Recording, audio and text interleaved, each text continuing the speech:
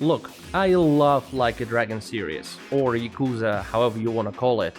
I love its amazing characters, its world, gameplay, story, and its level of silliness that is just on point. And when a couple years ago they changed the core genre of the game from beat 'em up action RPG to turn-based RPG, I was actually quite pleased with that.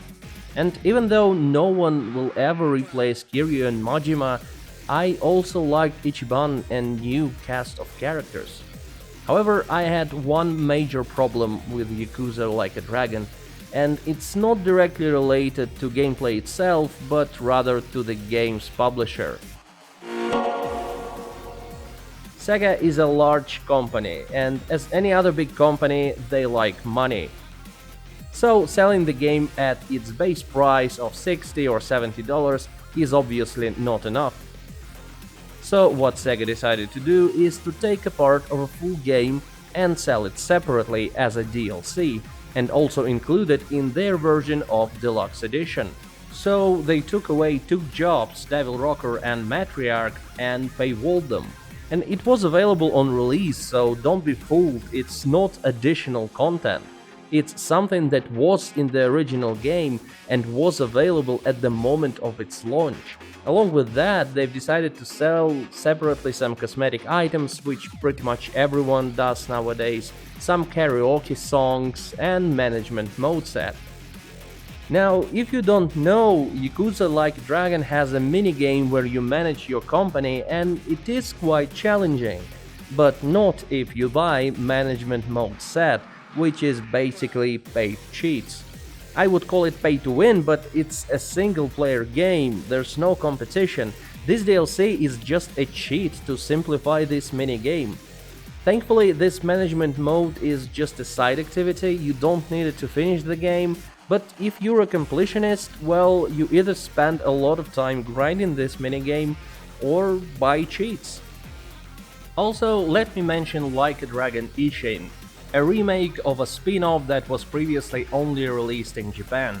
So once again the same question, how to sell it for a higher price. So this time Deluxe Edition would contain several cosmetic items and the difficulty level. Yes, they've decided to paywall the difficulty called Ishin, the highest one. But to be fair, you can unlock it without purchasing DLC after beating the game on another difficulty. Resident Evil Village did the same thing with Village of Shadows difficulty. The problem is that it isn't mentioned anywhere and implies that the difficulty is exclusive to this DLC, which is not the case. Now we arrive at the present day, September 2023, and a release date for Like a Dragon Infinite Wealth is confirmed to be January 26, 2024. Pre-order details are announced as well, so for pre-ordering the game you will get a special job set which contains two jobs, linebacker and tennis ace.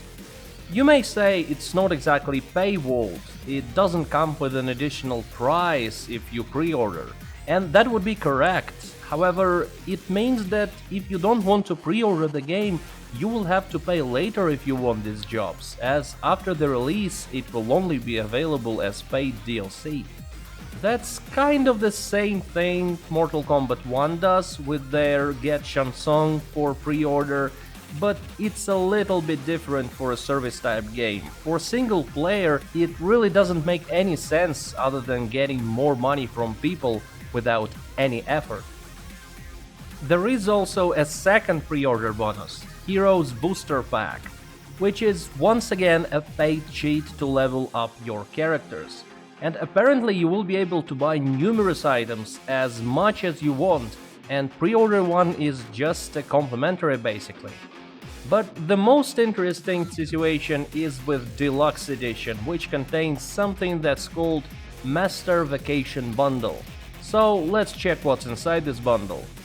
There is no information about the contents on Steam. What about the PlayStation Store? Nothing as well. Xbox? Details will be announced at a later date.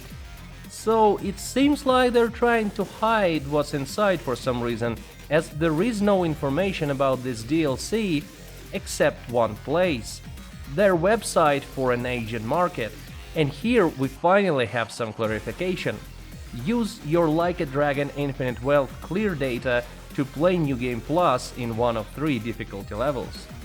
So they've decided to actually paywall NG+, which is a standard feature for many JRPGs and games in general.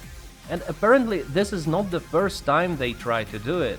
For the Japanese release of Yakuza Like a Dragon, they've actually done the same thing and quite expectedly received a backlash from the community. But it looks like they never learn and will try this approach once again with the new entry of the series. And it's quite strange to see compared to, for example, Final Fantasy XVI, which has NG+ within the base game in the form of Final Fantasy mode, which is not just a repeat of the initial playthrough, but it also changes enemies, adds new items and level cap. Another example is God of War Ragnarok, which added NG+ later after the release with an update, but a completely free update, not a paid DLC. So overall, I hope this will not set a precedent for single-player titles where other companies decide that it's completely fine to rip out a part of the original game and sell it as so-called additional content. Let me know what you think about it in the comments section. Subscribe to the channel if you like this video, and as always, thank you for watching and have a great day.